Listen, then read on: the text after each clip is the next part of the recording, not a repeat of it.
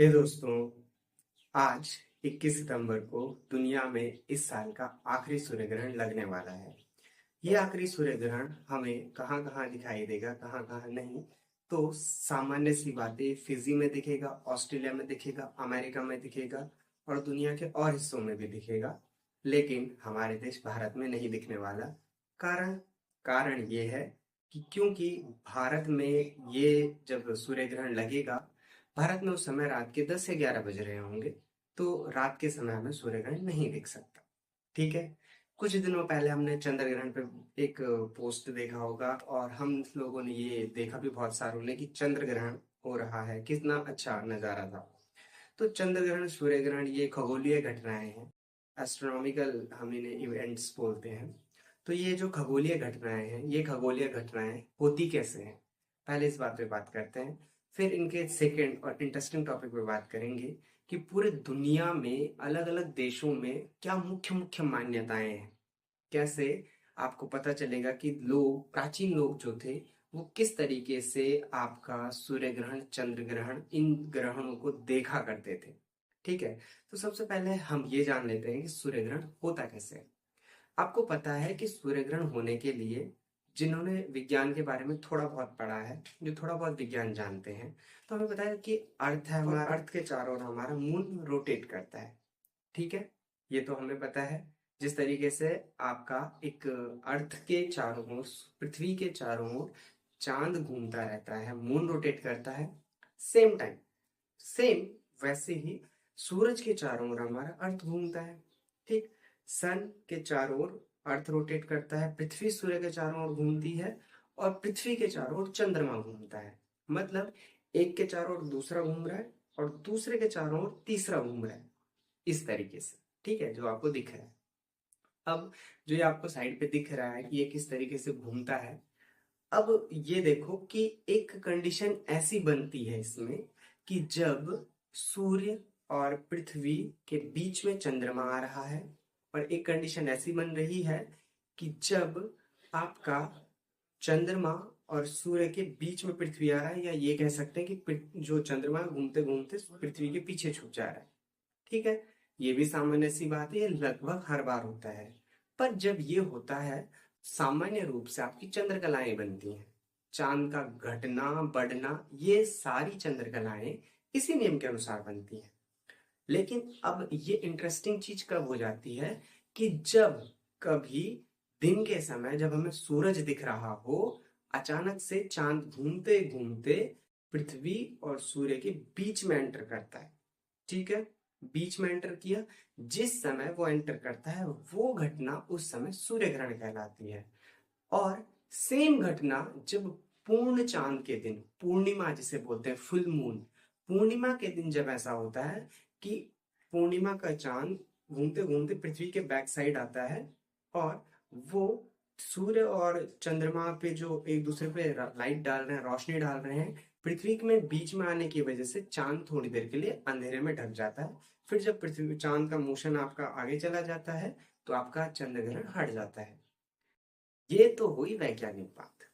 अब बात करते हैं कि पूरी दुनिया में तो किस किस नजरिए से देखते हैं, और हमारे देश में, भारत में, इसके पीछे कौन से प्राचीन ग्रंथों या कहानियों में रखा गया है।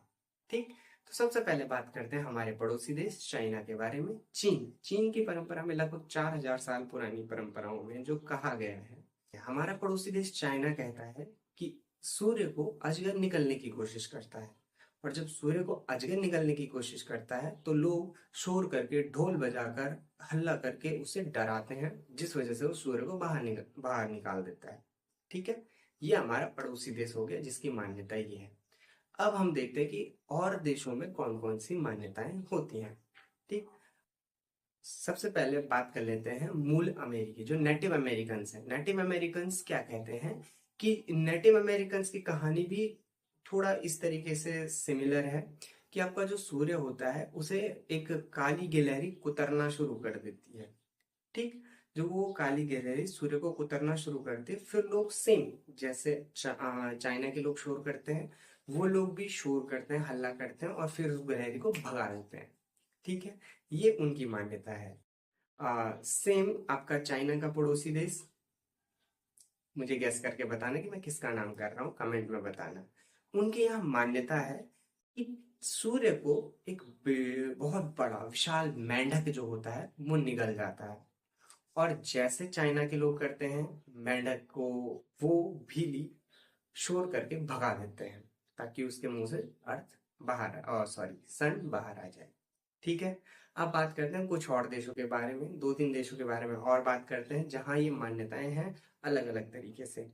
हम क्री के लोगों की बात करते हैं। क्री के लोग क्या कहते हैं, तो क्री के लोगों के बात में वो क्या कहते हैं कि एक बौना लड़का, जो कुछ नाम कहते हैं वो अपनी लोकल लैंग्वेज में, मुझे भी ठीक से मिल नहीं रहा, तो जो बौना लड़का होता है ना, वो बौना लड़का सूर्य सूर्य की वजह से जल गया था। अब जब ना वो सूर्य की वजह से जल गया था, तो वो बौना लड़का क्या करता है, सूर्य को एक जाल में बांध देता है। ठीक है, जिस तरीके से जंगली जानवरों को नेट में जाल में बांधते हैं, मछलियों को जाल में बांधते हैं, उस तरीके से सूर्य को जाल में बांध देता है। फिर सूर्य की मदद के लिए चूहा आता है और जानवर आते हैं और फिर उन जाल को उतार देते हैं, जिससे सूर्य बाहर निकल आता है। ठीक है, ये क्री के लोगों की मान्यता है। अगली बात कि अगली कौन कौन सी मान्यता चल रही है। अगली मान्यता की हम बात करने वाले हैं, वो है पश्चिम अफ्रीकी मान्यता। पश्चिम अफ्रीका में मान्यता क्या है, इस पे बात करते हैं। कि वो लोग कहते हैं, अफ्रीका के लोग, जिस तरीके से इंसान आपस में लड़ते हैं, ठीक है, जिस तरीके से इंसान आपस में लड़ते हैं, इंसानों के मन में जैसे द्वेष होता है, गुस्सा होता है, झगड़ा करने की प्रवृत्ति होती है, सेम इंसानों की वजह से सूर्य और चंद्रमा पे भी प्रभाव पड़ता है, और वो लोग भी आपस में लड़ते हैं। ठीक है, मतलब कहीं ना कहीं उन्होंने ये माना कि चंद्रमा सूर्य के बीच में आती है और वो लड़ते हैं आपस में। और ना फिर इस चीज को सुलझाने के लिए वो लोग सूर्य ग्रहण चंद्र ग्रहण के समय आपस में अपना जितना भी झगड़ा होता है, द्वेष होता है, उसे खत्म करके बातचीत करके सुलझा देते हैं, ताकि सूरज और चंद्रमा भी अपना झगड़ा खत्म कर दें, सुलझा दें। ये बड़ी इंटरेस्टिंग चीज है। और आखिर में हम लोग बात कर लेते हैं हमारे देश भारत के बारे में। हमारे देश भारत में मान्यता है कि जब असुरों और देवताओं के बीच, सुर असुर जिन्हें हम कहते हैं, उनके बीच युद्ध हुआ, तो युद्ध को सुलझाने के लिए उन्होंने वो एक तरीके से पैक्ट बनाया, एक तरीके से समझौता किया कि हम समुद्र मंथन करेंगे, समुद्र मंथन में जो चीजें निकलेंगी उन्हें बांटेंगे। तो जब उन्होंने इस तरीके से बांटा, तो ना आठवीं या नौवीं चीज के रूप में आपका अमृत आया था।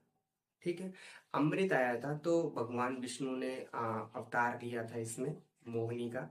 और मोहिनी अवतार के बाद जब वो अमृत में बहुत सारी लड़ाई लड़ रहे थे, तो उन्होंने क्या किया, इतनी सारी लड़ाई लड़ने के बाद उन्होंने बोला कि मोहिनी अवतार लेके कि वो सबको अमृत पिलाएंगे एक एक करके। ठीक है, तो भगवान विष्णु ने देवताओं को तो अमृत पिलाया, लेकिन असुरों को वो अमृत नहीं पिला रहे थे, शराब पिला रहे थे, सुरा पिला रहे थे। तो एक दैत्य होता है, राक्षस, राहु, वो उन्हें पहचान लेता है, पता कर लेता है, तो गलती से, सॉरी, गलती से नहीं, वो चतुराई से देवताओं की लाइन में बैठ जाता है। फिर उसे अमृत मिलता है और अमृत पीना शुरू करता है। लेकिन उसे ना सूर्य और चंद्र देख लेते हैं, ठीक, ये असुर है। अब जैसे ही वो पीता है अमृत, तब तक भगवान विष्णु उसका गर्दन काट देते हैं। गर्दन कट गया, यहाँ से नीचे वाला सिस्टम खत्म, लेकिन यहाँ अमृत चला गया था, तो उसकी जो ऊपर का पोर्शन है ये वाला जिंदा रह जाता है, तो अमर हो जाता है। तो जो राहु है, वो सूर्य और चंद्र के पीछे भागता रहता है उन्हें खाने के लिए, क्योंकि उसने उन सूर्य और चंद्र ने उसे क्या आपका अमृत पीते हुए देख लिया था। तो वो क्या करता है कि साल में एक दो बार उनको पकड़ लेता है और खा जाता है, निगल जाता है। लेकिन जैसे उन्हें खाता है, तो नीचे तो गर्दन है नहीं, तो मुंह से निकलता है, और थोड़ी देर बाद वो यहाँ से नीचे से बाहर निकल के बच जाते हैं। ये हमारे देश में, भारत में मान्यता है। तो ये थे उसके पीछे मिथिकल जो हमारे लोगों की मान्यताएं हैं वो सारी। और पहले हम बात कर चुके हैं कि किस तरीके से सूर्य और चंद्र ग्रहण होते हैं। ठीक है, अगर आपको ये चीज इंटरेस्टिंग लगी हो, वीडियो में मजा आया हो, तो अपने छोटे बड़े जिन भी लोगों को आप ये वीडियो शेयर करना चाहते हैं, मान्यताएं बताना चाहते हैं, और सूर्य ग्रहण चंद्र ग्रहण का वैज्ञानिक कारण बताना चाहते हैं, उनके साथ ये वीडियो शेयर कीजिएगा। मिलते हैं अगले वीडियो में किसी नए टॉपिक के साथ। तब तक के लिए stay healthy and enjoy the science.